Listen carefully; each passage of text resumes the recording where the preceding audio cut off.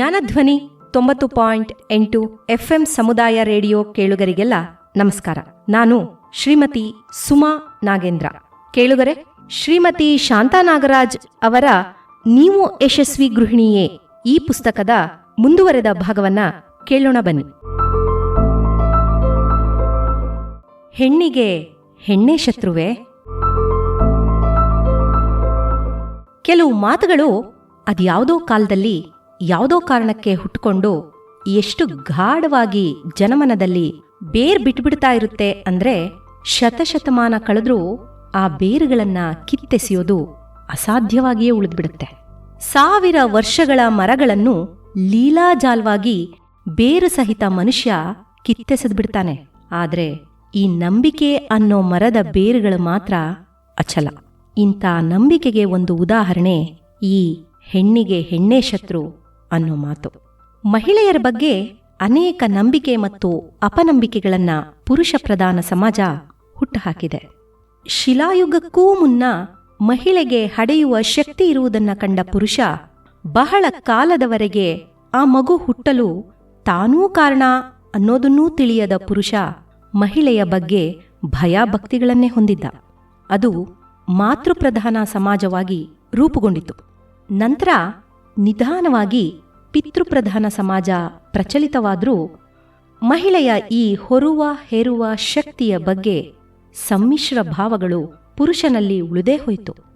ಹಾಗಾಗಿಯೇ ಪ್ರಪಂಚದೆಲ್ಲೆಡೆ ಹೆಣ್ಣು ಮಾಟಗಾತಿ ಎಂದು, ಸರ್ವಧಾರಿಣಿ ಎಂದು, ಗಾಯತ್ರಿ ಎಂದು, ದುರ್ಗೆ, ಚಂಡಿ, ಚಾಮುಂಡಿ ಎಂದು ಅಭಿಧಾನವಿತ್ತ. ಒಳ್ಳೆಯ ಮತ್ತು ಕೆಟ್ಟ ಶಕ್ತಿ ಸ್ವಭಾವಗಳನ್ನು ಹೆಣ್ಣಿಗೆ ಆರೋಪಿಸಿದ. ಭೂಮಿಯಂತೆ ಕ್ಷಮಾಗುಣವುಳ್ಳವಳು, ತ್ಯಾಗಮಯಿ, ಕರುಣಾಮಯಿ ಇತ್ಯಾದಿಯಲ್ಲದೆ ಹೊಟ್ಟೆ ಕಿಚ್ಚಿನವಳೋ, ಬುದ್ಧಿ ಮೊಣಕಾಲ್ ಕೆಳಗೆ ಮಾತ್ರ ಉಳ್ಳವಳೋ ಇತ್ಯಾದಿ ಆರೋಪಗಳನ್ನು ಹೊರಿಸಿದ. ಇವೆಲ್ಲವನ್ನು ಹೀಗೆ ಸಾರ್ವತ್ರೀಕರಣಗೊಳಿಸೋದು ಶುದ್ಧ ಅವೈಜ್ಞಾನಿಕ ಅನ್ನೋದನ್ನ ಇಂದಿನ ಮನೋವಿಜ್ಞಾನಿಗಳು ಪ್ರಯೋಗಗಳಿಂದ ಸಿದ್ಧಪಡಿಸಿದ್ದಾರೆ. ಅದರ ನಿಟ್ಟಿನಲ್ಲೇ ಚಿಂತಿಸೋದಾದ್ರೆ ಈ ಹೆಣ್ಣಿಗೆ ಹೆಣ್ಣೇ ಶತ್ರು ಅನ್ನೋದು ಅದರಷ್ಟೇ ಅವೈಜ್ಞಾನಿಕ. ಕೆಟ್ಟ ಕಾಲ್ಗುಣ, ಕೆಟ್ಟ ನಕ್ಷತ್ರದಲ್ಲಿ ಹುಟ್ಟಿದವಳು ಇತ್ಯಾದಿಗಳೆಲ್ಲ ಹೆಣ್ಣಿಗಷ್ಟೇ ಆರೋಪಿಸಲಾಗತ್ತೆ. ಜಾತಕಗಳು ಹೆಣ್ಣಿಗಷ್ಟೇ ಇಂಥ ಕಟ್ಟುಪಾಡುಗಳನ್ನು ವಿಧಿಸುತ್ತವೆ. ಮೂಲಾ ನಕ್ಷತ್ರ ಅಥವಾ ರೋಹಿಣಿ ನಕ್ಷತ್ರದಲ್ಲಿ ಗಂಡು ಮಗು ಹುಟ್ಟಿದ್ರೆ ಸೋದರ ಮಾವನಿಗೊಂದು ಶಾಂತಿ ಮಾಡಿಸಿದ್ರೆ ಆಯ್ತು. ಅದೇ ಹೆಣ್ಣು ಮಗು ಈ ನಕ್ಷತ್ರದಲ್ಲಿ ಹುಟ್ಟಿದ್ರೆ ಅವಳ ಗಂಡನಾಗುವವನಿಗೆ ಮದುವೆಯಲ್ಲಿ ಅವನ ತಂದೆ ಬದುಕಿರಲೇಬಾರದು. ಅವಳಿಗೆ ಮಾವನಿಲ್ಲದ ಮನೆ. ಆಶ್ಲೇಷ ನಕ್ಷತ್ರದಲ್ಲಿ ಹುಟ್ಟಿದ್ರೂ ಅಷ್ಟೇ, ಗಂಡಿಗೆ ದೋಷವಿಲ್ಲ, ಹೆಣ್ಣಿಗೆ ಅತ್ತೆ ಇಲ್ಲದ ಮನೆ. ಹೀಗೆ ಹೆಣ್ಣು ಹುಟ್ಟುವ ಗಳಿಗೆಯಿಂದಲೇ ವಿಧಿ ನಿಷೇಧಗಳಿಗೆ ಬಲಿಯಾಗಬೇಕಾಗತ್ತೆ. ಇದು ವಿದ್ಯಾವಂತ ಮತ್ತು ಮೇಲ್ವರ್ಗದವರ ಬವಣೆಯಾದರೆ, ಕೆಳ ಮತ್ತು ಮಧ್ಯಮ ವರ್ಗದವರಲ್ಲೂ ಮದುವೆ ವಿಚಾರದಲ್ಲಿ ಹೆಣ್ಣಿನ ಕಾಲ್ಗುಣದ ಬಗ್ಗೆ ಪುರೋಹಿತರಲ್ಲಿ ಚರ್ಚಿಸಲಾಗುತ್ತೆ. ನಮ್ಮ ಹೊಲದಲ್ಲಿ ಅಧಿಕ ಬೆಳೆ ಬರಬೇಕು, ನಮ್ಮ ಎಮ್ಮೆ ಹಸುಗಳು ಅಧಿಕ ಹಾಲು ಕರೆಯಬೇಕು, ಬದುಕು ಬಂಗಾರವಾಗಬೇಕು, ಮನೆ ಅಭಿವೃದ್ಧಿಗೊಳ್ಬೇಕು ಅಂದ್ರೆ ಒಳ್ಳೆ ಕಾಲ್ಗುಣದವಳನ್ನ ಸೊಸೆಯಾಗಿ ತರಬೇಕು ಅನ್ನೋದು ಅಲಿಖಿತ ನಿಯಮ. ಹೀಗೆ ಹೆಣ್ಣಿನ ಬಗ್ಗೆ ಇಲ್ಲದ ಅಸತ್ಯದ ಮೇಲೆ ನಿಲ್ಲುವಂಥ ನಂಬಿಕೆಗಳೇ ಅವಳ ಬಗ್ಗೆ ಹೀನಾಯವಾಗಿ, ಭಿನ್ನವಾಗಿ, ಅಲೌಕಿಕವಾಗಿ ಚಿಂತಿಸೋ ಹಾಗೆ ಮಾಡ್ತವೆ. ಇಂಥ ರೋಗಗ್ರಸ್ತ ಚಿಂತನೆಯೇ ಹೆಣ್ಣಿಗೆ ಹೆಣ್ಣೇ ಶತ್ರು ಅನ್ನೋ ಭಾವನೆಯನ್ನ ಗಂಡಿನಲ್ಲೂ ಅದಕ್ಕಿಂತ ಹೆಚ್ಚಾಗಿ ಹೆಣ್ಣಿನಲ್ಲೂ ಬಿತ್ತಿದೆ. ಈ ಕಾಲ್ಗುಣ, ನಕ್ಷತ್ರ ದೋಷ ಇತ್ಯಾದಿಗಳನ್ನು ಗಂಡಿಗಿಂತ ಆಳವಾಗಿ ಹೆಣ್ಣು ನಂಬುವಂತೆ ಸಮಾಜದ ಪಟ್ಟಭದ್ರ ಶಕ್ತಿಗಳು ಮಾಡಿವೆ. ಹೆಣ್ಣು ಇವುಗಳನ್ನ ಪ್ರಶ್ನಾತೀತವಾಗಿ ನಂಬಿದಾಗಲೇ ಗಂಡಿನ ನೆಲೆ ಸುಭದ್ರ ಮತ್ತು ಲಾಭದಾಯಕ ಸಹ. ಹೇಗೆ ಅಂದ್ರೆ, ಬೆಳೆ ಬಾರದಾದಾಗ, ಹೈನು ಕರೆಯದಾದಾಗ ಸೊಸೆಯ ತಲೆ ಮೇಲೆ ಗೂಬೆ ಕೂರಿಸಿ ಅವಳ ಹಕ್ಕನ್ನ ಮೊಟಕುಗೊಳಿಸಿ ಅವಳನ್ನ ಮೂಲೆಗೆ ಸರಿಸಿ ಮಗನಿಗೆ ಮತ್ತೊಂದು ಮದುವೆ ಮಾಡಿದ್ರೆ ದುಡಿಯುವ 2 ಆಳು ಸಿಕ್ಕಂತಾಯ್ತು. ಹೀಗೆ ಹೆಣ್ಣಿನ ಬಗ್ಗೆ ಇರೋ ನಂಬಿಕೆಗಳಲ್ಲೇ ಹೆಣ್ಣಿನ ಬಾಳು ಮುದುಡಿ ಹೋಗುತ್ತೆ.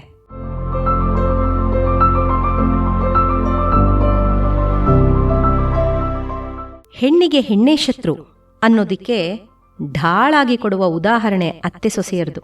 ಅತ್ತೆ ಸೊಸೆಯರಿಗೆ ಹೊಂದಾಣಿಕೆ ಇಲ್ಲದೇ ಇರೋದಿಕ್ಕೆ ಕೇವಲ ಹೆಣ್ಣಿಗೆ ಹೆಣ್ಣೇ ಶತ್ರು ಅನ್ನೋದಷ್ಟೇ ಕಾರಣ ಅಲ್ಲ. ಈ ಸಂಬಂಧ ಎಷ್ಟೊಂದು ವಿಚಿತ್ರ ಹಾಗೂ ಸಂಕೀರ್ಣತೆಯಿಂದ ಕೂಡಿರುತ್ತೆ ಅನ್ನೋದನ್ನ ತರ್ಕಬದ್ಧವಾಗಿ ಮತ್ತು ಮನೋವಿಶ್ಲೇಷಣೆಯಿಂದ ಚಿಂತಿಸಬೇಕಾದ ಅಗತ್ಯ ಇದೆ. ಅತ್ತೆ ಬಾಲ್ಯದಲ್ಲಿ ಬೇರೊಂದು ಮನೆಯಲ್ಲಿ ಬೆಳೆದು ಅದರ ಸಂಸ್ಕೃತಿಯನ್ನ ಮೈಗೂಡಿಸಿಕೊಂಡು ಗಂಡನ ಮನೆಗೆ ಬಂದು ಅಲ್ಲಿಯ ಸಂಸ್ಕೃತಿಗೆ, ನಡವಳಿಕೆಗೆ ತನ್ನನ್ನು ತಾನು ಒಡ್ಡಿಕೊಂಡಿರ್ತಾಳೆ. ಸೊಸೆಯೂ ಅಷ್ಟೆ. ಇವರಿಬ್ಬರೂ ಭೇಟಿಯಾಗೋದೇ ಅವರದ್ದಲ್ಲದ ಬೇರೆ ಸಂಸ್ಕೃತಿಯ ನೆಲೆಯಲ್ಲಿ. ಆ ಹೊತ್ತಿಗೆ ಅತ್ತೆ ಅಲ್ಲಿ ಹಳಬಳಾಗಿರ್ತಾಳಾದ್ರೂ ಆಕೆಯ ಬೇರುಗಳು ಆಕೆಯ ತೌರಿನಲ್ಲಿರುತ್ತವೆ. ಪ್ರತಿ ಮನೆಗೂ ತನ್ನದೇ ಆದ ಸಂಸ್ಕೃತಿ ಇರುತ್ತೆ. ಹೀಗೆ ಸಂಕೀರ್ಣ ಸಂಸ್ಕೃತಿಯಲ್ಲಿ ಬದುಕುವ ಅಗತ್ಯ ಹೆಣ್ಣಿಗೆ ಬರುತ್ತೆ. ಮಾವ ಅಳಿಯ ಹೀಗೆ ಒಟ್ಟಾಗಿ ಬದುಕೋ ಅಗತ್ಯ ಇಲ್ಲ. ಹಾಗೊಂದು ವೇಳೆ ಅಳಿಯ ಸಂತಾನದಲ್ಲಿ ಅಥವಾ ಮನೆ ಅಳಿಯ ಅನ್ನೋ ಕಾರಣಕ್ಕೆ ಬದುಕಬೇಕಾದ್ರೂ ಒಂದು ಕುಟುಂಬ ಅಳಿಯನನ್ನ ಗ್ರಹಿಸುವ, ಆದರಿಸುವ ರೀತಿಯೇ ಬೇರೆ, ಸೊಸೆಯನ್ನ ಆದರಿಸುವ ರೀತಿಯೇ ಬೇರೆ. ಒಬ್ಬರಿಗೊಬ್ಬರು ತಗ್ಗಬೇಕಾದ, ಸಹಿಸಬೇಕಾದ ಅತಿ ಒತ್ತಡಗಳು ಪುರುಷನಿಗೆ ಎಂದೂ ಬರೋದಿಲ್ಲ. ಅತ್ತೆ ಸೊಸೆಯರ ಸಂಬಂಧ ಹಸನಾಗದಿರುವುದಕ್ಕೆ ಸಂಸ್ಕೃತಿ ಬೇರೆ ಆಗಿರೋದು ಒಂದು ಕಾರಣ ಅಷ್ಟೆ. ಅಲ್ಲದೆ ಇನ್ನೂ ಅನೇಕ ಕಾರಣಗಳನ್ನ ಪಟ್ಟಿ ಮಾಡಬಹುದು. ತಾಯಿ ಮಗನ ಸಂಬಂಧ ಸಹಜವಾಗಿ ಬಿಗಿಯಾಗಿ ಬಂಧುರವಾಗಿರುವಾಗ ಸೊಸೆಯ ಆಗಮನವಾಗುತ್ತೆ. ತಾಯಿಯ ಜಗತ್ತು ತುಂಬಾ ಚಿಕ್ಕದು. ಗಂಡ ಮಗ ಇಷ್ಟರ ಪರಿಧಿಯಲ್ಲಿಯೇ ಸುತ್ತುತ್ತಿರುವಂಥದ್ದು. ಗಂಡ ಬದುಕಿದ್ದು ಇಬ್ಬರು ಅಥವಾ ಹೆಚ್ಚಿಗೆ ಗಂಡು ಮಕ್ಕಳಿರುವ ತಾಯಿ ತನ್ನನ್ನು ತಾನು ಸುಸ್ಥಿತಿಯ ನೆಲೆಗಟ್ಟಿನಲ್ಲಿ ಗುರುತಿಸಿಕೊಳ್ತಾಳೆ. ಗಂಡನೂ ಬದುಕಿಲ್ಲದ ಒಬ್ಬನೇ ಮಗನಿರುವ ತಾಯಿಗಂತೂ ಗೆಳೆಯ, ಪೋಷಕ, ಸಹಜೀವಿ ಎಲ್ಲ ಈ ಮಗನೇ ಆಗಿರ್ತಾನೆ. ಅವಳಿಗೆ ತನ್ನ ಮನೆಗೆ ನಾಳೆ ಎಂಥ ಸೊಸೆ ಬರ್ತಾಳೋ, ತನ್ನ ಕೈಲಿರುವ ಈ ಮಗನೆಂಬ ಹಕ್ಕಿಯನ್ನ ಹಾರಿಸಿಕೊಂಡು ಹೋಗೇ ಬಿಡ್ತಾಳೋ ಎನ್ನುವ ಅನುಮಾನದಲ್ಲಿಯೇ ಅವಳು ಸೊಸೆಯನ್ನ ಸ್ವಾಗತಿಸೋದು. ಇದು ವಿಧವೆ ತಾಯಿಗಷ್ಟೇ ಅಲ್ಲ, ಎಲ್ಲ ತಾಯಂದಿರಿಗೂ ಒಳಗೊಳಗೇ ಇರುವ ಅಳುಕು. ಇಂಥ ಅಳುಕಿನ ಬುನಾದಿಯ ಮೇಲೆ ತನ್ನ ಮತ್ತು ತನ್ನ ಸೊಸೆಯ ಸಂಬಂಧ ಕಟ್ಟುವ ಪ್ರಯತ್ನ ಅತ್ತೆಯದು. ಬಂಗಾಳದಲ್ಲಿ ಅನುಭವದ ಮಾತೊಂದಿದೆಯಂತೆ. ನೀನೆಷ್ಟು ಒಳ್ಳೆಯವಳಾಗಿದ್ದೆ, ಈಗೇಕೆ ಸೊಸೆನ ಹುರಿದು ಮುಕ್ತಿ ಅಂದ್ರೆ ಆ ಅತ್ತೆ ಕೇಳ್ತಾಳಂತೆ, ನಾನ್ ಬೆಂದಿಲ್ವೇ ನನ್ನ ಅತ್ತೆ ಕೈಲಿ. ಇದು ಸುಮ್ಮನೆ ವಾದಕ್ಕೆ ಹುಟ್ಟಿರುವ ಮಾತೆಂದು ಮೇಲುನೋಟಕ್ಕೆ ಕಾಣಿಸಬಹುದಾದ್ರೂ ಮನಃಶಾಸ್ತ್ರದ ರೀತಿಲಿ ನೋಡಿದ್ರೆ ಅನೇಕ ಸತ್ಯಗಳೂ ಇದರಲ್ಲಿ ಅಡಗಿವೆ. ಹೆಚ್ಚು ವಿದ್ಯೆ ಮತ್ತು ಹೊರ ಜಗತ್ತಿನ ಜ್ಞಾನದ ಅರಿವಿಲ್ಲದ ಮಹಿಳೆ ತಾರುಣ್ಯದಲ್ಲಿ ತನ್ನತ್ತೆ ಮತ್ತು ಇತರ ಕುಟುಂಬ ಸದಸ್ಯರಿಂದ ಅವಮಾನ, ಹಿಂಸೆ, ದುಃಖಗಳ ಒತ್ತಡಗಳಿಂದ ಬಾಳಿದವಳು. ತನಗೆ ಅಧಿಕಾರ ಬಂದಾಗ ವಿಭಿನ್ನ ಸ್ವಭಾವವನ್ನ ಪ್ರಕಟಿಸುವ ಸಾಧ್ಯತೆ ಇದೆ. ಒಳ್ಳೆ ಅತ್ತೆ ಮತ್ತು ಒಳ್ಳೆ ಸೊಸೆ ಕೊನೆವರೆಗೆ ಸ್ನೇಹದಿಂದ ಬದುಕಿ ಬಾಳಿದ ಉದಾಹರಣೆ ಇಲ್ಲದೇ ಏನಿಲ್ಲ. ಆದರೂ ಈ ಅತ್ತೆ ಸೊಸೆಯರು ಮುಖಾಮುಖಿಯಾಗೋದು ಮತ್ತು ಬಾಳೋದು ಸಂಸ್ಕೃತಿಯ ಸಂಘರ್ಷಣೆಯೊಂದಿಗೆ ಅನ್ನೋದನ್ನ ಮರಿಬಾರ್ದು. ಮಾವ ಮತ್ತು ಅಳಿಯ ಒಂದೇ ಸೂರಿನ ಕೆಳಗೆ ಹಲವಾರು ವರ್ಷಗಳ ಕಾಲ ಅಪರಿಚಿತರಂತೆ ಬದುಕಬಹುದು. ಯಾಕೆ ಅಂದ್ರೆ ಇಬ್ಬರ ಬದುಕು ಒಂದರೊಳಗೆ ಒಂದು ಎಂದಿಗೂ ತಳುಕು ಹಾಕಿಕೊಳ್ಳೋದಿಲ್ಲ. ಆದರೆ ಅತ್ತೆ ಸೊಸೆಯ ಬಾಳು ಹಾಗಲ್ಲ. ಅಡುಗೆ ಮನೆಯ ಒತ್ತಡಗಳು, ಶಿಶು ಸಂಗೋಪನೆಯ ಒತ್ತಡಗಳು, ಮನೆ ವಾರ್ತೆಯ ಜಂಜಾಟಗಳು ಒಬ್ಬರನ್ನು ಇನ್ನೊಬ್ಬರ ಬೆನ್ನಿಗೆ ಕಟ್ಟಿಹಾಕ್ಬಿಟ್ಟಿರ್ತವೆ. ಸೂರಿನಡಿಯ ಸಂತೃಪ್ತಿಗಳು ಇಬ್ಬರ ಹೊಂದಾಣಿಕೆಯನ್ನೇ ಬೇಡುತ್ತವೆ. ನೀರ ಮೇಲಿನ ಎಣ್ಣೆ ತೊಟ್ಟಿನಂತೆ ಅಂಟಿಯೂ ಅಂಟದ ಹಾಗೆ ಕುಟುಂಬದೊಳಗಿನ ಸಂಬಂಧಗಳನ್ನು ಪುರುಷ ಕಡೆಗಾಣಿಸುವಂತೆ ಮಹಿಳೆಗೆ ಆಗೋದಿಲ್ಲ.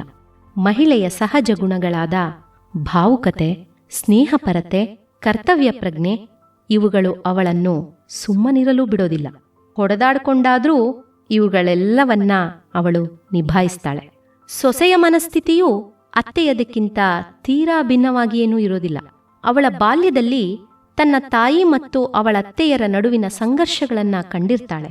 ಜೊತೆಗೆ ತಾಯಂದಿರು ಹೆಣ್ಣು ಮಕ್ಕಳು ಹಠ ಮಾಡಿದಾಗ ತಪ್ಪದೇ ಹೇಳೋ ಮಾತು, ಈಗ ಹೀಗೆಲ್ಲ ಆಡ್ಬೇಡ, ನಾಳೆ ಅತ್ತೆ ಮನೇಲಿ ಕಷ್ಟ ಆಗತ್ತೆ. ಅಷ್ಟೇ ಏಕೆ, ಜನಪದ ತ್ರಿಪದಿಯು ಅದೇ ಹೇಳುತ್ತಲ್ಲ, ಅತ್ತೆಯ ಮನೆಯಾಗಿ ತೊತ್ತಾಗಿ ಇರಬೇಕು, ಹೊತ್ತಾಗಿ ನೀಡಿದರೂ ಉಣಬೇಕು ಇತ್ಯಾದಿ ನೀತಿಪಾಠವನ್ನ? ಒಂದು ಹೆಣ್ಣು ಮಗುವಿಗೆ ಬಾಲ್ಯದಿಂದಲೇ ಇಂಥ ಮಾತುಗಳನ್ನ ಕೇಳಿ ಕೇಳಿ ಮದುವೆಗೆ ಮೊದಲೇ ಅತ್ತೆ ಅನ್ನೋ ಸಂಬಂಧದ ಬಗ್ಗೆ ಅದ್ಯಾವ ಮಧುರ ಭಾವ ಉಳಿದಿರೋದಿಕ್ಕೆ ಸಾಧ್ಯ? ಹೆಣ್ಣಿನ ಬದುಕು ಅಡಿಗೆ ಮನೆಗಷ್ಟೇ ಮೀಸಲು ಎನ್ನುವಂತಹ ಕಾಲದಲ್ಲಿ ತಗ್ಗಿ ಬಗ್ಗಿ ಹಿರಿಯರೊಂದಿಗೆ ನಡೆಯುವುದೇ ಮೌಲ್ಯವೆನಿಸಿಕೊಂಡಿದ್ದ ಕಾಲದಲ್ಲೂ ಅತ್ತೆ ಸೊಸೆಯರ ಸಂಬಂಧ ಮಧುರವಾಗಿರಲಿಲ್ಲ. ಇನ್ನು ಈಗ ವಿದ್ಯಾವಂತಳಾದ ಉದ್ಯೋಗಸ್ಥೆಯಾದ ಅತ್ತೆ ಮತ್ತು ಸೊಸೆಯರು ಈ ಸಂಘರ್ಷಗಳನ್ನ ತಪ್ಪಿಸೋದಿಕ್ಕೆ ಪ್ರಾರಂಭದಿಂದಲೇ ಬೇರೆಯಾಗಿ ಬದುಕುವ ನಿರ್ಧಾರ ಮಾಡಿದ್ರೆ ಅದರಲ್ಲಿ ಆಶ್ಚರ್ಯವೇನೂ ಇಲ್ಲ. ಮತ್ತು ಇದು ಅತ್ಯಂತ ನಿರಪಾಯಕರವಾದ ವ್ಯವಸ್ಥೆ ಅನ್ಸತ್ತೆ.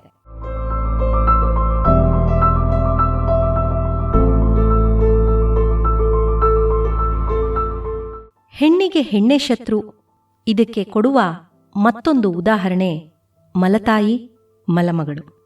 ಇದಂತೂ ಅತ್ಯಂತ ಕ್ರೂರ ಹಾಗೂ ಒರಟಾದ ರೀತಿಯಲ್ಲಿ ಪ್ರಚಾರವಾಗಿದೆ. ರಾಮ ಧ್ರುವಕುಮಾರನ ಕಥೆಯಿಂದ ಹಿಡಿದು ಇಂದಿನ ಸಿನೆಮಾ, ಟಿವಿ, ಧಾರಾವಾಹಿಯವರೆಗೆ ಮಲತಾಯಿಯನ್ನ ಅತ್ಯಂತ ಕ್ರೂರ ಖಳನಾಯಕಿಯನ್ನಾಗಿ ಚಿತ್ರಿಸಲಾಗಿದೆ. ಅನೇಕ ಒಳ್ಳೆಯ ಮಲತಾಯಿಯರ ಉದಾಹರಣೆ ಜಗತ್ತಿನಲ್ಲಿ ಬೇಕಾದಷ್ಟಿರಬಹುದು, ಆದರೆ ಬೆಳಕಿಗೆ ಬರೋದಿಲ್ಲ. ಎಲ್ಲ ಪ್ರಸಾರ ಮಾಧ್ಯಮಗಳಲ್ಲಿ, ಸಿನೆಮಾ, ಟಿವಿ, ಸೀರಿಯಲ್ಗಳಲ್ಲಿ ಅತ್ತೆ ಅನ್ನೋದು ತಾಟಕಿಯಾಗಿಯೂ ಮಲತಾಯಿ ಅನ್ನೋದು ಹಿಂಸ್ರ ಪಶುವಿನಂತೆಯೂ ಚಿತ್ರಿಸಲಾಗುತ್ತೆ.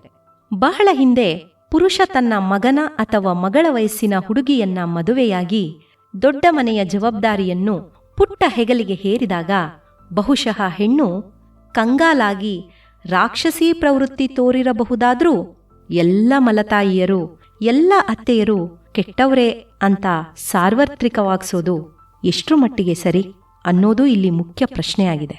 ಅಲ್ಲದೆ ಹಾಗೆ ಕ್ರೂರವಾಗಿ ನಡೆದುಕೊಳ್ಳುವವರಿಗೆ ಬೇಕಾಗಿರೋದು ಮನೋವೈದ್ಯರೇ ವಿನಾ ಹೀಗೆ ಕತೆ ಕಟ್ಟಿ ಹೇಳೋದ್ರಿಂದ ಯಾವ ಪ್ರವೃತ್ತಿಯನ್ನೂ ಬದಲಾಯಿಸೋದಿಕ್ಕಾಗೋದಿಲ್ಲ. ಹೀಗೆ ಮಲತಾಯಿ ಇರಬಹುದು ಅನ್ನೋ ಮಾತಿಗಿಂತ ಮಲತಾಯಿ ಇರೋದೇ ಹೀಗೆ ಅನ್ನೋ ನಂಬಿಕೆಯೇ ಸಮಾಜದಲ್ಲಿ ಬೇರು ಬಿಟ್ಟಿದೆ. ಒಬ್ಬೊಬ್ಬರಿಗೆ ಒಂದೊಂದು ರೀತಿ ಆದರ ತೋರುವವರ ಧೋರಣೆಗೆ ಮಲತಾಯಿ ಧೋರಣೆ ಅಂತ ಬೇರೆ ಕರೆದು ಈ ಭಾವವನ್ನ ನಾಣ್ಣುಡಿಯಾಗಿಸಲಾಗಿದೆ. ಒಂದು ವೇಳೆ ಮಲತಾಯಿಯ ಜಾಗದಲ್ಲಿ ಮಲತಂದೆ ಇದ್ದಿದ್ರೆ ಏನ್ ಮಾಡ್ತಿದ್ದ? ಅವಿವಾಹಿತ ತಾಯಿಯನ್ನಾಗಲಿ ವಿಧವೆ ತಾಯಿಯನ್ನಾಗಲಿ ಅವಳ ಮಗುವಿನೊಡನೆ ಅವಳನ್ನ ಸ್ವೀಕರಿಸೋದು ಇದುವರೆವಿಗೂ ಪುರುಷನಿಗೆ ಸಾಧ್ಯವಾಗಿರಲಿಲ್ಲ ಅನ್ನೋದನ್ನ ಗಮನಿಸಬೇಕು.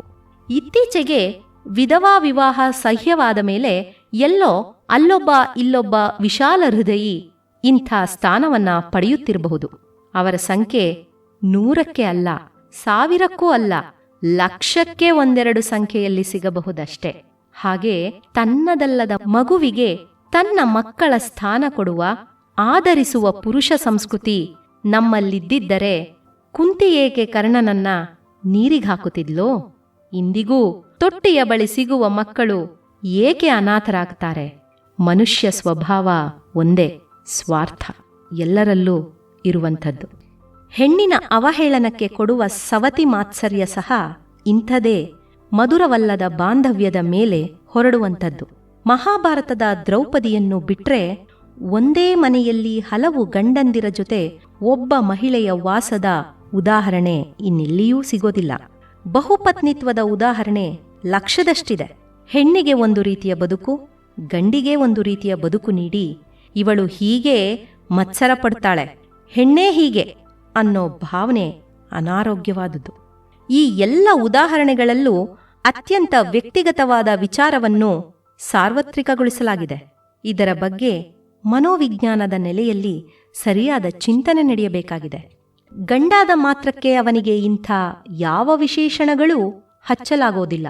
ಹಾಗೆ ಹೆಣ್ಣಾದ ಮಾತ್ರಕ್ಕೆ ಹೆಣ್ಣಿಗೆ ಹೆಣ್ಣೆ ಶತ್ರು ಮುಂತಾದ ಭಾವವನ್ನ ಲಗತ್ತಿಸಲು ಆಗೋದಿಲ್ಲ ಅಲ್ವೇ? ಇತ್ತೀಚೆಗೆ ಟಿವಿಯ ಧಾರಾವಾಹಿಗಳಲ್ಲಿ ಇದೇ ನೆಲೆಯ ಮೇಲೆ ಕತೆಗಳನ್ನ ಹೆಣೆಯಲಾಗುತ್ತಿದೆ. ಅತ್ತೆ, ಓರಗಿತ್ತಿ, ನಾದಿನಿ ಮುಂತಾದವರನ್ನ ಖಳನಾಯಕಿಯನ್ನಾಗಿಸುವುದು ಮತ್ತು ದೊಡ್ಡ ಅಧಿಕಾರದಲ್ಲಿರುವ ಮಹಿಳೆಯನ್ನ ಖಳನಾಯಕಿಯನ್ನಾಗಿಸುವುದು ಹಾಗೂ ಇವರಿಂದ ಮತ್ತೊಂದು ಹೆಣ್ಣೆ ಸಂಕಷ್ಟಗಳಿಗೆ ಈಡಾಗುವುದನ್ನು ವೈಭವಯುತವಾಗಿ ತೋರಿಸಲಾಗ್ತಾ ಇದೆ. ಈ ಬಗ್ಗೆ ವಿವರವಾದ ಚಿಂತನೆ ಮತ್ತೊಂದು ಅಧ್ಯಾಯದಲ್ಲಿ ಇರುವುದರಿಂದ ಇಲ್ಲಿ ಹೆಚ್ಚಿನ ವಿವರಣೆ ಅಗತ್ಯ ಇಲ್ಲ. ಆದರೆ ಇಂಥ ಪಾತ್ರಗಳು ಹುಟ್ಟಲು ಹೆಣ್ಣಿಗೆ ಹೆಣ್ಣೇ ಶತ್ರು ಅನ್ನೋ ಮೌಢ್ಯವನ್ನ ಈ ವ್ಯವಸ್ಥೆಯ ಸ್ತ್ರೀ ಪುರುಷರು ಒಪ್ಪಿರೋದೇ ಕಾರಣ. ಹೆಣ್ಣಿಗೆ ಹೆಣ್ಣು ಶತ್ರುವಲ್ಲ, ಗಂಡೂ ಶತ್ರುವಲ್ಲ. ಅವಳ ನಿಜವಾದ ಶತ್ರು ಅಂದ್ರೆ ಇಂಥ ಹೆಣ್ಣಿನ ಬಗೆಗಿರುವ ಮೂಢನಂಬಿಕೆಗಳೇ. ಹೆಣ್ಣಿನ ಬಗೆಗಿರುವ ಪಾರಂಪರಿಕ ನಂಬಿಕೆಗಳಲ್ಲಿ ಅನೇಕ ನಂಬಿಕೆಗಳು ತೀರಾ ಅವೈಜ್ಞಾನಿಕ. ಹೆಣ್ಣು ಅಬಲೆ, ಅವಳ ಬುದ್ಧಿ ಮೊಣಕಾಲ ಕೆಳಗೆ, ಅವಳು ಅಡಿಗೆ ಮನೆಗಷ್ಟೇ ಸೀಮಿತ, ಹೆಣ್ಣು ಹುಟ್ಟುವುದೇ ಮಕ್ಕಳನ್ನ ಹಡೆಯಲು ಮತ್ತು ಸೌಟು ಹಿಡಿಯಲು, ಅವಳು ಎಂದೆಂದಿಗೂ ಚಂದವಾಗಿ ಕಣ್ಣಿಗೆ ಹಿತವಾಗಿ ಇರಬೇಕು, ಶೃಂಗಾರಕ್ಕಷ್ಟೇ ಸೀಮಿತ. ಇಂಥ ಎಲ್ಲ ಕೊಳೆತ ಭಾವಗಳೇ ಹೆಣ್ಣಿನ ನಿಜವಾದ ಶತ್ರು. ಇದನ್ನ ತೊಡೆದು ಹಾಕೋದು ಮಹಿಳೆಗಷ್ಟೇ ಅಲ್ಲ, ಪುರುಷನದೂ ಕರ್ತವ್ಯ ಆಗಿದೆ. ಗೃಹಿಣಿಯರು ಮೊದಲು ಈ ಭಾವವನ್ನ ತಮ್ಮ ಮಿದುಳಿನಿಂದ ಕಿತ್ತೆಸೆಯಬೇಕು.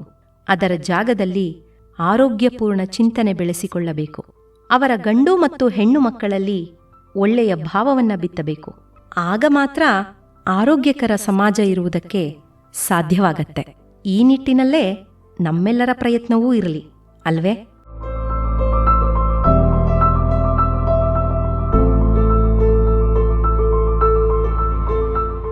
ದೇವರು, ಧರ್ಮ, ಮೂಢನಂಬಿಕೆ ಮತ್ತು ಗೃಹಿಣಿ. ಅದೊಂದು ಹೊಸ ಬಡಾವಣೆಯಲ್ಲಿ ಹೊಸದಾಗಿ ಸ್ಥಾಪಿತವಾದ ಮಹಿಳಾ ಸಮಾಜ. ಅದರ ಪ್ರಥಮ ವಾರ್ಷಿಕೋತ್ಸವಕ್ಕೆ ನನ್ನನ್ನು ಮುಖ್ಯ ಅತಿಥಿಯಾಗಿ ಕರೆದಿದ್ರು. ಅಂದು ಭಾನುವಾರ. ರಾಹುಕಾಲ 4:15ರಿಂದ 6 ಗಂಟೆವರೆಗೆ ಬರೋದ್ರಿಂದ ಕಾರ್ಯಕ್ರಮ 4 ಗಂಟೆಗೆ ಪ್ರಾರಂಭವೆಂದು ನನಗೆ ತಿಳಿಸಲಾಗಿತ್ತು. ನಾನು ಮಧ್ಯಾಹ್ನ 2 ಗಂಟೆಗೆ ಮನೆ ಬಿಟ್ಟು ಕೇಂದ್ರ ಬಸ್ ಸ್ಟ್ಯಾಂಡಿಗೆ ಹೋಗಿ ಅವರೇ ತಿಳಿಸಿದ ಬಸ್ ನಂಬರ್ ಹಿಡಿದು ಅವರು ಹೇಳಿದ ಕೊನೆಯ ಸ್ಟಾಪಿನಲ್ಲಿ ಇಳಿದು ಅವರ ಕಡೆಯವರಿಗಾಗಿ ಕಾಯತೊಡಗಿದೆ. ಆಗ ಮಧ್ಯಾಹ್ನ 3:30 ಆಗಿತ್ತು. 5 ನಿಮಿಷಗಳಲ್ಲೇ ಕಾರೊಂದು ಬಂತು. ಒಬ್ಬ ತರುಣ ನಮ್ಮ ತಾಯಿಯೇ ಮಹಿಳಾ ಸಮಾಜದ ಅಧ್ಯಕ್ಷಿಣಿ ಎಂದು ಪರಿಚಯಿಸಿಕೊಂಡು ನನ್ನನ್ನು ಕರೆದುಕೊಂಡು ಹೊರಟ. 5 ನಿಮಿಷಗಳಲ್ಲಿ ಆ ಕಾರ್ ಕೆಟ್ಟೋಯ್ತು. ನಾವು ಇನ್ನೂ 20 ನಿಮಿಷ ಪ್ರಯಾಣ ಮಾಡಬೇಕಿತ್ತು. ಬಸ್ ರಸ್ತೆಯನ್ನೂ ಬಿಟ್ಟು ಕಾರು ಮಣ್ಣಿನ ರಸ್ತೆ ಹಿಡಿದಿತ್ತು. ಮಟಮಟ ಮಧ್ಯಾಹ್ನ. ದೂರ ದೂರದಲ್ಲಿ ಅಲ್ಲೊಂದು ಇಲ್ಲೊಂದು ಮನೆ. ಕಾರಿನ ಸಮಸ್ಯೆ ಏನು ಅಂತ ತರುಣನಿಗೆ ತಿಳಿತಾ ಇಲ್ಲ. ನಾನೂ ಇಳಿದು ಇಬ್ಬರೂ ಸ್ವಲ್ಪ ದೂರ ತಳ್ಳಿದ್ದಾಯ್ತು. ದಿಣ್ಣೆ ರಸ್ತೆ ಬೇರೆ. ಬೆವರು ಧೂಳಿನ ಸ್ನಾನವಾಯ್ತೇ ವಿನಾ ಕಾರು ಜಪ್ಪಯ್ಯ ಅಂದ್ರೂ ಮುಂದೆ ಚಲಿಸಲಿಲ್ಲ. ಬದಲಾಗಿ ಇಳಿತ ಹಿಂದಿನ ಕಡೆಯೇ ಇದ್ದಿದ್ರಿಂದ ಹಿಂದೆ ಹಿಂದೆ ಚಲಿಸೋದಿಕ್ಕೆ ಶುರುವಾಗಿ ನಾವು ತಳ್ಳಿದ್ದನ್ನ ವ್ಯರ್ಥವಾಗಿಸ್ತಾ ಇತ್ತು. ಕೊನೆಗೆ 4 ಚಕ್ರಕ್ಕೂ ದಪ್ಪ ದಪ್ಪ ಕಲ್ಲುಗಳನ್ನಿಟ್ಟಿದ್ದಾಯ್ತು. ಹುಡುಗನಿಗೆ ಇದ್ದದ್ದು 2 ದಾರಿ. ಸಿಟಿ ಕಡೆ 2 ಕಿಲೋಮೀಟರ್ ನಡೆದು ಮೆಕ್ಯಾನಿಕನ್ನ ಕರೆತಂದು ರಿಪೇರಿ ಮಾಡಿಸೋದು, ಅಥವಾ ಆಟೋ ತಂದು ನನ್ನನ್ನು ಕಾರ್ಯಕ್ರಮದ ಸ್ಥಳಕ್ಕೆ ಮುಟ್ಟಿಸೋದು. ಹುಡುಗನಿಗೆ 2ನೇಯದೇ ಸರಿ ತೋರಿದ್ದರಿಂದ ನನಗೆ ತಿಳಿಸಿ ಕಾರಿನಲ್ಲಿ ಕೂರಿಸಿ ಸಿಟಿ ಕಡೆ ನಡೆದ. 10 ನಿಮಿಷವಾಯಿತು, 15 ಆಯಿತು, ಕಡೆಗೆ 4 ಗಂಟೆಯೂ ಆಯಿತು. ಹುಡುಗ ಪತ್ತೆ ಇಲ್ಲ. 4:15ಗೆ ಒಂದು ಆಟೋ ಸಹಿತ ಹುಡುಗ ಪ್ರತ್ಯಕ್ಷನಾದ. ಅದರಲ್ಲೊಬ್ಬ ಮೆಕ್ಯಾನಿಕನನ್ನು ಕರೆತಂದಿದ್ದರಿಂದ ಅವನನ್ನೂ ಅವನ ಕಾರನ್ನು ಅಲ್ಲೇ ಬಿಟ್ಟು ಆಟೋ ಹತ್ತಿದೆ. ಕಾರ್ಯಕ್ರಮದ ವೇದಿಕೆಯ ಬಳಿ ಬಂದಾಗ 4:35 ಆಗಿತ್ತು. ನನಗಿಂತ ಮೊದಲೇ ರಾಹುಕಾಲವೇ ಬಂದು ಮುಖ್ಯ ಅತಿಥಿಯಾಗಿ ಕುಳಿತುಬಿಟ್ಟಿತ್ತು. 6 ಗಂಟೆಯವರೆಗೆ ಎಲ್ಲ ಸ್ಥಗಿತ. ಅಲ್ಲಿ ನನ್ನ ಸಮಯಕ್ಕೆ ಬೆಲೆಯಿಲ್ಲ. ಅಷ್ಟೇ ಅಲ್ಲ, ಹಾಡು ನೃತ್ಯಗಳನ್ನು ಪ್ರದರ್ಶಿಸುವ ಸಲುವಾಗಿ 12 ಗಂಟೆಯಿಂದಲೇ ಶೃಂಗರಿಸಿಕೊಂಡಿದ್ದ ಪುಟ್ಟ ಪುಟ್ಟ ಮಕ್ಕಳು ಅಲ್ಲಲ್ಲೇ ನಿದ್ದೆ ಹೋದವು. ದೊಡ್ಡ ಹುಡುಗಿಯರ ತಲೆಯ ಹೂ ಬಾಡಿದವು. 7 ಗಂಟೆಗೆ ಮುಗಿಯಬೇಕಾದ ಕಾರ್ಯಕ್ರಮ ರಾತ್ರಿ 10 ಮುಗಿಲಿಲ್ಲ. ಇದೊಂದೇ ಸಲವಲ್ಲ, ಅನೇಕ ಬಾರಿ ರಾಹುಕಾಲ ಹೀಗೆ ಸತಾಯಿಸಿದೆ. ರಾಹುಕಾಲದಲ್ಲಿ ಮದುವೆ, ಮುಂಜಿ, ಗೃಹ ಪ್ರವೇಶ ಇತ್ಯಾದಿ ಮಾಡಬಾರದೆಂದ್ರೆ ಒಪ್ಪಬಹುದು. ಯಾಕೆ ಅಂದ್ರೆ ಈ ಕಾರ್ಯಕ್ರಮಗಳು ಆಯಾ ವ್ಯಕ್ತಿಯ ಇಡೀ ಬದುಕನ್ನ ಅವಲಂಬಿಸಿರುತ್ತೆ. ಅದರಿಂದ ಬದುಕು ಸುಖಮಯವಾಗುವುದಕ್ಕೆ ಈ ಮುಂಜಾಗ್ರತೆ ಅಗತ್ಯವೇನೋ. ಆದರೆ ಒಂದು ಮಹಿಳಾ ಕಾರ್ಯಕ್ರಮ, ಒಂದು ರಾಜಕಾರಣಿಯ ಭಾಷಣ, ಒಂದು ನಾಟಕ ಪ್ರದರ್ಶನ, ಎಲ್ಲದಕ್ಕೂ ಈ ರಾಹುಕಾಲ ಅಡ್ಡ ಬಂದರೆ ಹೇಗೆ? ರಾಹುಕಾಲದಲ್ಲಿ ನಾವು ಉಸಿರಾಡೋದಿಲ್ವೇ? ತಿಂಡಿ ತಿನ್ನೋದಿಲ್ವೇ? ನೀರು ಕುಡಿಯೋದಿಲ್ವೇ? ಇವೆಲ್ಲ ಮಾಡಿದಾಗ ಏನೂ ಆಗೋದಿಲ್ಲ ಅಂತನ್ನೋದಾದರೆ ಕಾರ್ಯಕ್ರಮ ಪ್ರಾರಂಭ ಮಾಡಿದ್ರೆ ಏನಾಗುತ್ತೆ? ಇಲ್ಲಿ ತರ್ಕ ಇಲ್ಲ, ವೈಜ್ಞಾನಿಕ ದೃಷ್ಟಿಕೋನ ಇಲ್ಲ. ನಾವು ಸಮಯವನ್ನು ನಿಯಂತ್ರಿಸಲು ಎಂದಿಗೂ ಆಗೋದಿಲ್ಲ. ಸಮಯ ಯಾರ ನಿಯಂತ್ರಣಕ್ಕೂ ಸಿಗದೆ ಜಾರ್ತಾ ಇರುತ್ತೆ. ಮೂಢನಂಬಿಕೆ ನಮ್ಮನ್ನು ಈ ರೀತಿ ನಿಯಂತ್ರಿಸಬಾರದು. ಕೆಲಸಗಳು ತನ್ನಷ್ಟಕ್ಕೆ ತಾನೇ ಸುಸೂತ್ರವಾಗಿ ಜರುಗಬೇಕಾದರೆ ನಾವು ಮಾಡುವ ತಯಾರಿ ಮತ್ತು ಪ್ಲಾನ್ಗಳು ಕಾರಣವಾಗುತ್ತದೆಯೇ ವಿನಃ ಎಂದೋ ಯಾರೋ ಹೆಸರಿಸಿದ ಗ್ರಹಗತಿಗಳು, ಕಾಲಬಲಗಳೂ ಅಲ್ಲ. ನಮ್ಮ ಅನೇಕ ವಿದ್ಯಾವಂತ ಮಹಿಳೆಯರಲ್ಲೂ ಈ ದ್ವಂದ್ವಗಳು ಇವೆ. ಹೆಸರಿಗೆ ವಿಜ್ಞಾನ ವಿಷಯವನ್ನು ಓದಿಯೇ ಪದವೀಧರೆಯಾಗಿರುತ್ತಾರೆ. ಪ್ರತಿದಿನದ ಬದುಕಿನಲ್ಲಿ ಈ ಮೌಢ್ಯದ ದ್ವಂದ್ವಗಳನ್ನು ಹೊತ್ತು ತಮ್ಮನ್ನೂ ಘಾಸಿ ಮಾಡಿಕೊಂಡು ಕುಟುಂಬವನ್ನೂ ಒತ್ತಡಕ್ಕೆ ತಳ್ತಾ ಇರ್ತಾರೆ. ವ್ರತ, ನೇಮಗಳು, ಉಪವಾಸ, ಸಂಕಷ್ಟಗಳು, ಹರಕೆ, ಬಲಿಗಳು, ಇಂಥ ಅರ್ಥವಿಲ್ಲದ ಆಚರಣೆಯಲ್ಲಿ ಕಾಲ, ಹಣ ಮತ್ತು ಮನಸ್ಸಿನ ನೆಮ್ಮದಿಯನ್ನು ಹಾಳು ಮಾಡಿಕೊಳ್ತಾ ಇರ್ತಾರೆ. MSc ಓದಿದ ಮಹಿಳೆಯೊಬ್ಬರು ತಮ್ಮ ಮಗನಿಗೆ ಜ್ವರ ವಾಸಿಯಾಗಲಿಲ್ಲ ಅಂತ ತಾಯ್ತ ಕಟ್ಟಿಸ್ಕೊಂಡು ಬಂದು ಕಾಯಿಲೆ ಉಲ್ಬಣಿಸಿದ ಮೇಲೆ ಡಾಕ್ಟರ್ ಹತ್ರ ಹೋಗಿ ಛೀಮಾರಿ ಹಾಕಿಸ್ಕೊಂಡಿದ್ದನ್ನು ನಾನು ನೋಡಿದ್ದೀನಿ. ಇಲ್ಲಿ ನಾನು ತಾಯ್ತ, ಪೂಜೆ, ಮನುಷ್ಯ ಶಕ್ತಿಗೆ ಮೀರಿದ ದೈವಶಕ್ತಿಗಳು ಇವುಗಳನ್ನು ಅವಮಾನಿಸ್ತಾ ಇಲ್ಲ. ಇವೆಲ್ಲವೂ ನಂಬಿಕೆಯ ಮೇಲೆ ನಡೆಯುತ್ತೆ. ಇದನ್ನೆಲ್ಲ ನಂಬುವ ಮೊದಲು ನಮ್ಮ ವಿವೇಕವನ್ನ ಜಾಗೃತವಾಗಿ ಇಟ್ಕೋಬೇಕು ಅನ್ನೋದು ನನ್ನ ಸಲಹೆ ಅಷ್ಟೆ. ಈ ದೇವರ ಹೆಸರಲ್ಲಿ, ಪೂಜೆಯ ಹೆಸರಲ್ಲಿ, ಧರ್ಮದ ಹೆಸರಲ್ಲಿ, ದಾನದ ಹೆಸರಲ್ಲಿ ಮುಗ್ಧ ಮಹಿಳೆಯರನ್ನ ವಂಚಿಸೋದು ಎಷ್ಟೋ ವರ್ಷಗಳಿಂದ ನಡೀತಲೇ ಇದೆ. ಇದನ್ನು ನಾವು ನಿತ್ಯ ಪತ್ರಿಕೆಗಳಲ್ಲಿ, ಟಿವಿಗಳಲ್ಲಿ ನೋಡ್ತಾನೇ ಇರ್ತೀವಿ. ಆದರೂ ಮಹಿಳೆಯರು ಮೋಸ ಹೋಗ್ತಾ ಇರೋದು ನಿಲ್ತಾ ಇಲ್ಲ ಅಂದರೆ ಅವರ ಅವಿವೇಕ ಅಷ್ಟೇ ಕಾರಣ ಅಲ್ವೇ? ದೇವರನ್ನ ನಂಬಬೇಕು ನಿಜ. ನಿತ್ಯ ಪೂಜೆ ಮಾಡೋದು, ದೇವಸ್ಥಾನಗಳಿಗೆ ಹೋಗಿ ಬರೋದು, ನಮಸ್ಕಾರ ಮಾಡೋದು, ಇವೆಲ್ಲ ಮನಸ್ಸನ್ನ ಶಾಂತಿಯಿಂದ ಸುಸ್ಥಿತಿಯಲ್ಲಿಟ್ಟುಕೊಳ್ಳೋದಕ್ಕೆ ನಮ್ಮನ್ನು ಮೀರಿದ ಶಕ್ತಿ ಹೊಂದಿದೆ. ಅದು ನಮ್ಮ ಒಳಿತಿಗಾಗಿ ಶ್ರಮಿಸ್ತಾ ಇರುತ್ತೆ. ನಮ್ಮ ಒಳಿತನ್ನ ಬಯಸುವ ಆ ಶಕ್ತಿಗೆ ಕೃತಜ್ಞತೆಯಿಂದ ನಮಿಸೋಣ ಅನ್ನೋ ತತ್ವ ಒಂದೇ ಆದ್ರೆ ನಿಜಕ್ಕೂ ಮೋಸ ವಂಚನೆಗಳಿಗೆ ಇಲ್ಲಿ ಆಸ್ಪದವೇ ಇರೋದಿಲ್ಲ. ಆದರೆ ಮನುಷ್ಯ ದುರಾಸೆಯ ಜೀವಿ. ಸುಲಭದಲ್ಲಿ ತನಗೆ ಮಾತ್ರ ಎಲ್ಲವೂ ದಕ್ಕಿಬಿಡಬೇಕೆನ್ನುವ ಸ್ವಾರ್ಥಿ. ಈ ಗುಣಗಳೇ ದುಃಖಕ್ಕೆ ತಳ್ಳುವ, ಮೋಸಕ್ಕೆ ಬಲಿಯಾಗಿಸುವ ಗುಣಗಳು. ದೇವಿಯ ಹೆಸರಿನಲ್ಲಿ ನಮ್ಮ ಹತ್ತಿರವಿರುವ ಬಂಗಾರವನ್ನ ಇಟ್ಟು ಅದನ್ನು ದುಪ್ಪಟ್ಟು ಮಾಡಿಕೊಡುತ್ತೇನೆ ಅಂತ ಅಂದ್ರೆ ತಕ್ಷಣ ಬಾಯಲ್ಲಿ ನೀರು ಸುರಿಸೋದು ಸರಿಯೇ? ಮನೆ ಬಾಗಿಲಿಗೆ ಬಂದ ಅಪರಿಚಿತ ದೇವಿಯ ಹೆಸರು ಹೇಳಿದ ತಕ್ಷಣ ನಂಬಿಬಿಡೋದು ಸರಿಯೇ? ಇದು ಭಕ್ತಿಯಲ್ಲ, ಬಂಗಾರವನ್ನ ದ್ವಿಗುಣಗೊಳಿಸಿಕೊಳ್ಳುವ ದುರಾಸೆ. ದೇವರ ಬಗ್ಗೆ ನಿಜವಾದ ಭಕ್ತಿ ಇದ್ದವರು ಭಗವಂತ ನಮಗೆ ಎಷ್ಟು ಸಂಪತ್ತು ಕೊಟ್ಟಿದ್ದಾನೋ ಅಷ್ಟೇ ಸಾಕು ಎಂದು ತೃಪ್ತರಾಗಿರ್ತಾರೆ. ಹರಕೆಯ ನಡವಳಿಕೆಗಳು ಅಷ್ಟೇ. ಅದರ ಮೂಲ ಭಾವವನ್ನ ಗಮನಿಸಿದರೆ ಅದು ಬರೀ ದೇವರಿಗೆ ಅರ್ಪಿಸುವ ಕೃತಜ್ಞತೆ ಅನ್ಸೋದಿಲ್ಲ. ನನಗೆ ಕೆಲಸ ಸಿಕ್ಕರೆ ನಿನಗೆ ಅಭಿಷೇಕ ಮಾಡಿಸ್ತೇನೆ, ಮಗಳಿಗೆ ವರ ಸಿಕ್ಕರೆ ಕಲ್ಯಾಣೋತ್ಸವ ಮಾಡಿಸ್ತೇನೆ ಮುಂತಾದ ಎಷ್ಟೋ ಹರಕೆಗಳು ಸ್ವಾರ್ಥದ ನೆಲೆಯಲ್ಲೇ ಹುಟ್ಟಿಕೊಳ್ಳೋದು. ಕೆಲಸ ಸಿಗದಿದ್ರೆ ಆ ದೇವರು ಅಭಿಷೇಕವಿಲ್ಲದೆ ಇರಬೇಕೆ? ಮಗಳಿಗೆ ಇವರು ಮೆಚ್ಚುವ ವರ ಸಿಕ್ಕದೆ ಅವಳೇ ಯಾರನ್ನೋ ವರಿಸಿದರೆ ಆ ದೇವರಿಗೆ ಕಲ್ಯಾಣೋತ್ಸವವೇ ಬೇಡವೆ? ದೇವರು ನನಗೆ ಅಭಿಷೇಕ ಮಾಡಿ, ಕಲ್ಯಾಣೋತ್ಸವ ಮಾಡಿ ಎಂದು ಯಾರನ್ನ ಕೇಳ್ಕೊಂಡಿದ್ದ? ನಮ್ಮದೇ ಖುಷಿಗಳಿಗಾಗಿ ನಾವೇ ಮಾಡಿಕೊಂಡ ಸಂಪ್ರದಾಯಗಳು. ಅದರಲ್ಲೇ ಮತ್ತೆ ನಾವೇ ಕೊಡುಕೊಳ್ಳುವ ಆಟವಾಡ್ತೇವಲ್ಲ.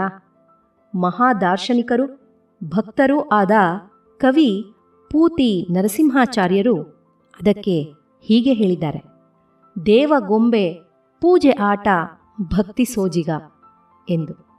ಹಾಗೆಯೇ ಬಸವಣ್ಣನವರು ಕಲ್ಲು ನಾಗರಿಗೆ ಹಾಲನೆರೆವರು, ನಿಜದ ನಾಗರ ಕಂಡರೆ ಬಡಿದು ಕೊಲ್ಲುವರು ಎಂದು ಲೇವಡಿ ಮಾಡಿದ್ದಾರೆ.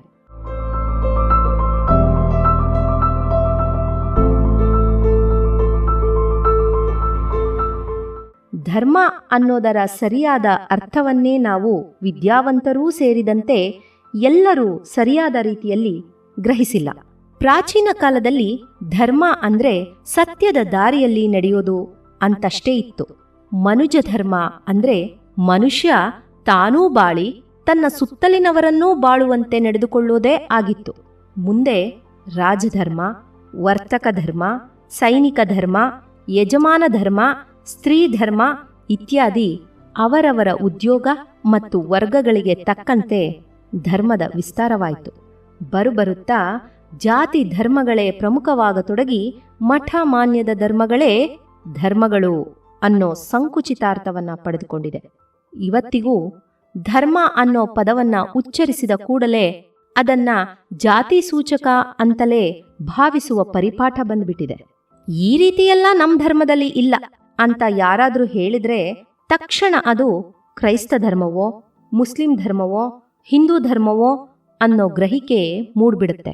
ಭಿಕ್ಷುಕರು ಅಮ್ಮ ತಾಯಿ ಧರ್ಮ ಮಾಡಿ ಅಂತ ಕೇಳಿದ್ರೆ ಇಲ್ಲಿ ಖಂಡಿತ ಯಾವ ಜಾತಿ ಧರ್ಮದ ಅರ್ಥವೂ ಇಲ್ಲ. ನಾನು ಬಡವ, ನೀವು ಉಳ್ಳವರು, ನೀವು ಬದುಕಿ ನನ್ನನ್ನೂ ಬದುಕಿಸಿ ಅನ್ನೋ ಮನುಷ್ಯ ಧರ್ಮದ ಮಾತೇ ಇಲ್ಲಿರೋದು. ಆದ್ರಿಂದ ಧರ್ಮವನ್ನ ಯಾವ ಜಾತಿಯ ಬಣಗಳಿಗೂ ಒಡ್ಡದೆ ಮನುಷ್ಯ ಧರ್ಮ ಅಂತ ಮಾತ್ರ ನಮ್ಮ ಗೃಹಿಣಿಯರು ಭಾವಿಸಿದ್ರೆ ಎಷ್ಟೋ ಗೊಂದಲಗಳು ದೂರವಾಗ್ತವೆ. ಮೂಢನಂಬಿಕೆ ಮತ್ತು ನಂಬಿಕೆಗಳ ನಡುವೆ ಬಹು ತೆಳುವಾದ ಗೆರೆ ಇದೆ.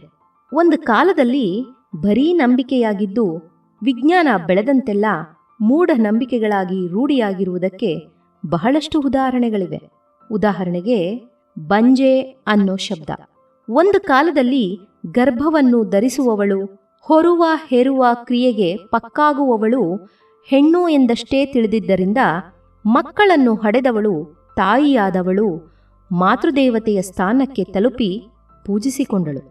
ಮಕ್ಕಳನ್ನು ಹಡೆಯದವಳು ಬಂಜೆಯಾದಳು, ನರಕಕ್ಕೆ ತಳ್ಳಿಸಿಕೊಂಡಳು. ಈಗ ವಿಜ್ಞಾನ ಮಗುವಿನ ಜನನದ ಕಾರಣಗಳನ್ನು ಎಲ್ಲ ಪ್ರಯೋಗಗಳ ಮೂಲಕ ಪ್ರತ್ಯಕ್ಷ ಮಾಡಿ ಪ್ರಮಾಣೀಕರಿಸಿದೆ. ಮಕ್ಕಳಾಗದಿರುವಿಕೆಗೆ 40% ಪ್ರಕರಣಗಳಲ್ಲಿ ಗಂಡು ಕಾರಣನಾಗಿರ್ತಾನೆ ಅನ್ನೋದು, ಬರೀ ಹೆಣ್ಣು ಮಕ್ಕಳೇ ಹುಟ್ಟೋದಕ್ಕೂ ಅಂದ್ರೆ ಮಗುವಿನ ಲಿಂಗ ನಿರ್ಧಾರ ಆಗೋದಕ್ಕೂ ಗಂಡು ಮಾತ್ರ ಕಾರಣ ಅನ್ನೋದು ಅಂಗೈಯ ನೆಲ್ಲಿಯಂತೆ ಸ್ಪಷ್ಟವಾಗಿ ಹೋಗಿದೆ. ಹೀಗಿದ್ದು ಇನ್ನೂ ಇಂಥವುಗಳನ್ನ ಹೆಣ್ಣಿನ ತಪ್ಪು ಅಂತಲೇ ಭಾವಿಸೋದು ಮೌಢ್ಯವಲ್ವೇ? ಹಾಗೆಯೇ ನಕ್ಷತ್ರ, ಕಾಲ್ಗುಣ, ವಿಧವೆ, ಅಮಂಗಳೆ, ಅಶುದ್ಧಳು ಇತ್ಯಾದಿ ಎಷ್ಟೋ ಹೆಣ್ಣಿಗೆ ಸಂಬಂಧಪಟ್ಟ ನಂಬಿಕೆಗಳು ನಿರಾಧಾರ. ಶಿಕ್ಷಣದ ವ್ಯಾಪ್ತಿ ಹಬ್ಬಿದಾಗಲೂ, ವಿಜ್ಞಾನ ಇಷ್ಟು ಬೆಳೆದಾಗಲೂ ಅದೇ ಹಳೆಯ ಸೂತ್ರಗಳನ್ನೇ ಅವಿದ್ಯಾವಂತರಿರಲಿ ವಿದ್ಯಾವಂತರೂ ನಂಬುವುದು ಮೌಢ್ಯವಲ್ವೇ? ಬಾಳಿಗೊಂದು ನಂಬಿಕೆ ಬೇಕು, ಆದರೆ ಮೂಢನಂಬಿಕೆ ಖಂಡಿತ ಅಗತ್ಯವಿಲ್ಲ. ದೇವರು ಇದ್ದಾನೆ ಎನ್ನುವ ನಂಬಿಕೆ ಇರಲಿ, ನಾವು ಹರಕೆ ಕಟ್ಟದಿದ್ದರೆ ಅವನು ಶಿಕ್ಷಿಸುತ್ತಾನೆ ಎನ್ನುವ ಮೂಢನಂಬಿಕೆ ಬೇಡ. ದೇವರು ತಪ್ಪು ಮಾಡಿದವನನ್ನು ಶಿಕ್ಷಿಸುತ್ತಾನೆ ಎನ್ನುವ ನಂಬಿಕೆ ಇರಲಿ, ತಪ್ಪು ಮಾಡಿ ಕಪ್ಪ ಕಾಣಿಕೆ ಒಪ್ಪಿಸಿಬಿಟ್ಟರೆ ಕ್ಷಮಿಸುತ್ತಾನೆ ಎನ್ನುವ ಮೂಢನಂಬಿಕೆ ಬೇಡ. ಒಂದು ಕಡೆ ಭ್ರಷ್ಟಾಚಾರ, ಅನಾಚಾರ ಅವ್ಯಾಹತವಾಗಿ ಮಾಡುತ್ತಿರುವುದು, ಮತ್ತೊಂದು ಕಡೆ ಲಂಚದ 1 ಭಾಗ ಹಣವನ್ನ ದೇವರ ಹುಂಡಿಗೆ ಹಾಕಿಬಿಡುವುದು. ಇದು ದೇವರ ನಂಬಿಕೆಗೇ ದ್ರೋಹ ಮಾಡಿದಂತೆ ಅಲ್ವೇ? ದೇಶದ್ರೋಹ, ಜನದ್ರೋಹ ಎಲ್ಲ ಮಾಡಿದವರನ್ನ ದೇವರು ಹೇಗೆ ಮತ್ತು ಯಾಕೆ ಕ್ಷಮಿಸಬೇಕು? ಯಕಶ್ಚಿತ್ ಇವರು ಹಾಕುವ ಪುಡಿಗಾಸು ತೆಗೆದುಕೊಂಡು. ಇಂದು ಸಾಮಾನ್ಯ ಗೃಹಿಣಿಯರ ಮುಂದೆ ನಿಜಕ್ಕೂ ಗೊಂದಲಮಯ ಸವಾಲುಗಳಿವೆ. ಯಾವ ದೇವರನ್ನ ನಂಬಬೇಕು? ಯಾವ ಧರ್ಮವನ್ನ ಆಚರಿಸಬೇಕು? ನಂಬಿಕೆ ಮತ್ತು ಮೂಢನಂಬಿಕೆಗಳ ನಡುವಿನ ಅಂತರ ಹೇಗೆ ತಿಳಿಯಬೇಕು? ಇಂಥ ಪ್ರಶ್ನೆಗಳು ನೂರಾರು. ಇದಕ್ಕೆ ಉತ್ತರ ನೀಡುವುದು ಕಷ್ಟವಾದರೂ ಆಚರಣೆಗೆ ತಂದರೆ ನಿಜಕ್ಕೂ ಸರಳವೂ ನೆಮ್ಮದಿಯೂ ದೊರಕುತ್ತೆ. ಈ ಕೆಲವು ಹೇಳಿಕೆಗಳನ್ನು ಗ್ರಹಿಸಿ ಮನನ ಮಾಡಿಕೊಂಡ್ರೆ ಸಾಕು. ದೇವರನ್ನ ಪೂಜಿಸುವುದು ಮನಃಶಾಂತಿಗಾಗಿ, ಲಾಭಕ್ಕಾಗಿ ಅಲ್ಲ. ಧರ್ಮ ಅಂದರೆ ಮನುಷ್ಯ ಧರ್ಮ ಮಾತ್ರ. ಜಾತಿಯ ಸಂಪ್ರದಾಯ ಮತ್ತು ಪೂಜೆಯ ಆಚರಣೆಗಳು ಮನೆಗೆ ಮಾತ್ರ ಸೀಮಿತ. ಸಾರ್ವಜನಿಕವಾಗಿ ಯಾವುದೇ ಜಾತಿಯ ವೈಭವೀಕರಣ ಖಂಡಿತ ಬೇಡ.